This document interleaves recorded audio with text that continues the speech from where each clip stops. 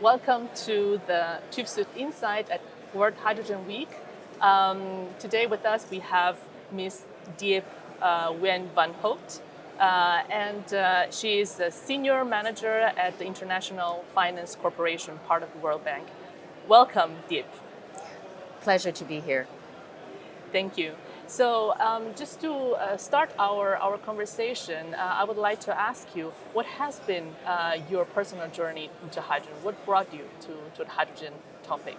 Well, I have a long career of over 30 years in infrastructure development and 20 of those years in climate adaptation and mitigation projects.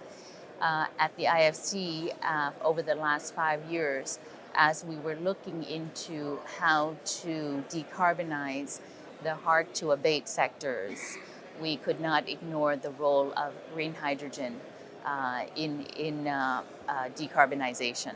So that's how we started investigating the potential of green hydrogen for these hard to abate sectors. We started studying the different markets in emerging markets, in developing countries, and we are very hopeful on the role of hydrogen, green hydrogen particularly, in emerging markets. It's a very interesting role, the one the International Finance Corporation is taking up by acting as catalyst in the hydrogen economy.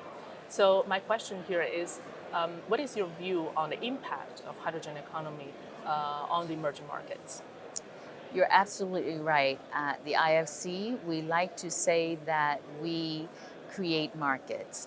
We do have a catalytic role in bringing private investment to new sectors. And the role of hydrogen in emerging markets is to decarbonize the hard to abate sectors. If we just look at decarbonizing existing uses of hydrogen, that means in, say, refineries, in cement production, in steel production, in chemicals production, and in the transport sectors, including for shipping, aviation, and land transport.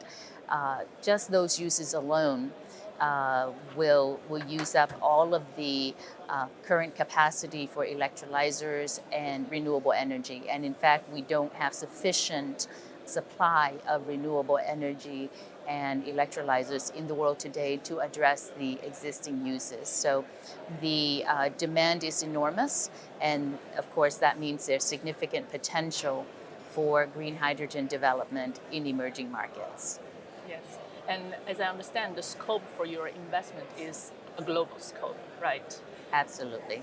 And so my next question would be, what are the criteria by which you would judge the success and the impact of your investments? Well, the International Finance Corporation is the private sector lending arm of the World Bank Group. So, and we are a development finance institution, so that means that we look at the impact, the development impact of projects first and foremost. We look at who our beneficiaries are, how we are positively impacting the lives of our beneficiaries, whether we are accelerating growth, whether we are helping to create jobs and develop urban centers, develop industries, how we impact job creation in a climate-friendly way. So the KPI, so the objective is not only financial, but most of all then social. So the International Finance Corporation is the private lending arm of the World Bank Group. So as a development finance institution, we look first and foremost at the ultimate impact of our investment projects. That means who our beneficiaries are, how many people we're actually impacting in emerging markets, whether we are helping them economically, whether we're helping to create jobs, and what the environmental and social impacts of our projects are. Okay, so the impact is not only financial, but mostly social, right? Absolutely. So we look at economic impact, we look at environmental impact and social impact. And of course, then the projects we invest in have to be bankable. So we'll look at financial criteria as well as economic criteria. I see. And right now, we see a lot of momentum in the hydrogen domain. But on the other hand, the projects which have gone through the FID, the final investment decision, are just a handful. So, from your perspective, what are the main obstacles the projects are facing to get bankability and to get through the final investment decision?